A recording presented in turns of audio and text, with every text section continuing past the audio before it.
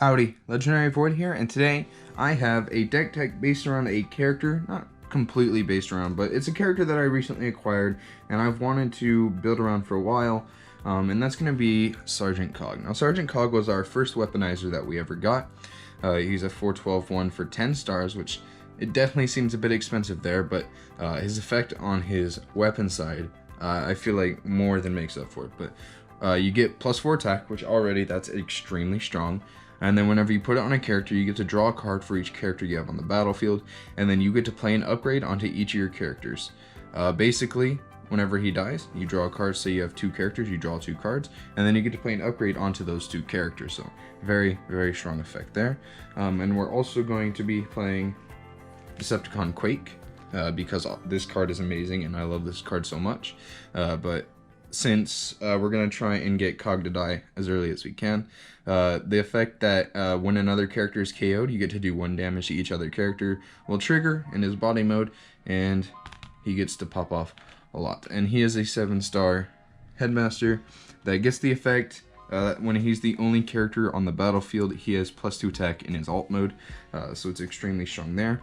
And to make sure that they attack into Cog, we're going to give him Apex, which is a head that gives him stealth, meaning that your opponent won't be able to even get a Quake until they've killed Cog. So very strong there. And we do have 5 more stars to play, as here's 3 stars, 7, 10, and another 10, so that's 20. And the last one we're going to be playing is Steeljaw. Now, Steeljaw has automatic stealth in his alt mode, so it works there. In that your opponent will have to swing at Cog, but it's also nice having 2 characters with stealth, because on the first turn of the game, obviously you're going to have Steeljaw with stealth, Quake with stealth. Your opponent's going to be forced to swing at Cog, and then the next turn you flip Quake, send in Cog, opponent swings at Cog again, and then you swing in with Quake, opponent's forced to swing in at Cog again. At that point you flip Steeljaw, so Quake will get the buff, as well as also flipping Steeljaw back on the next turn, giving himself bold 1 even if he does have the base 0 attack, so maybe he can do at least some damage.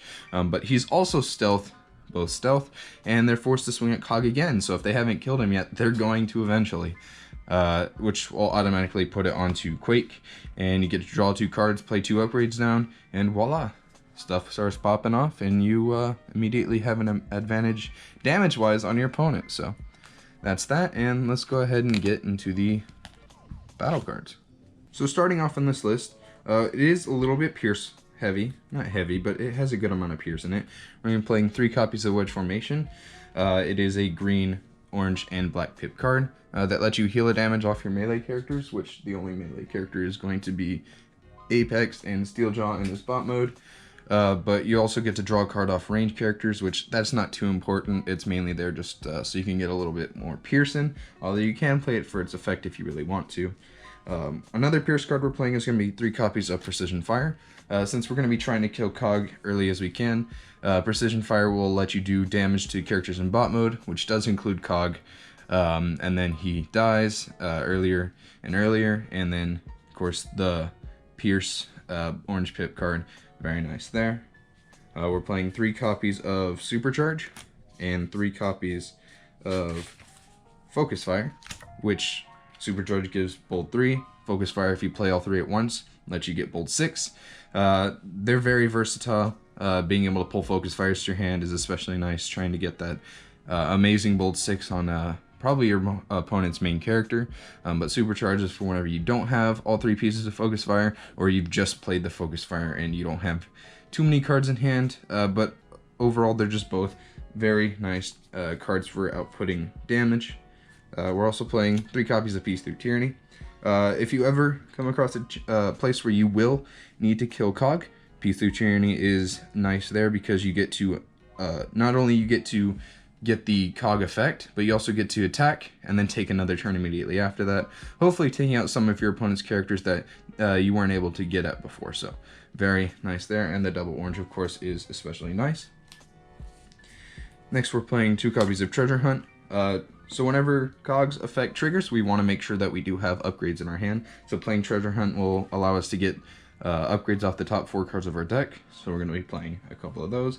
And the last action we're playing is 3 copies of Last Stand. Now this card is, in my opinion, amazing. Because one of your characters gets +5 attack until the end of the turn, and then it gets KO'd at the end of the turn. Whether that be being Cog, or whether that be Steeljaw, or whether that be Apex. +5 attack is nothing to scoff at. Nothing whatsoever. I don't think we have a single card that gives us +5 attack other than this one in the game right now. So extremely, extremely powerful card. Even if it is just a black pip. This is kind of what made me want to go a little bit in the Pierce direction, just because I wanted to play all 3 Last Stands in this deck. But of course, it's just such a powerful card, I don't think I could skip on it in this deck, where, of course, killing characters is something you can abuse with Quake's abilities. So as for weapons, we're not playing too many of them, because obviously we're going to try and get Cog onto Quake, but for whenever you need to attack with Cog and Steeljaw, we have 3 copies of Grenade Launcher and 3 copies of Erratic Lightning. Erratic Lightning is obviously to decrease Cog defense so he dies a bit faster, or even Steeljaw, as he's not really too important to the deck. Okay, so this is the point in the video where my camera actually crashed, so if things look a little different, that's going to be why. So I think I talked about all the weapons, but if I didn't, I'll throw in some voiceover thing, but let's continue on.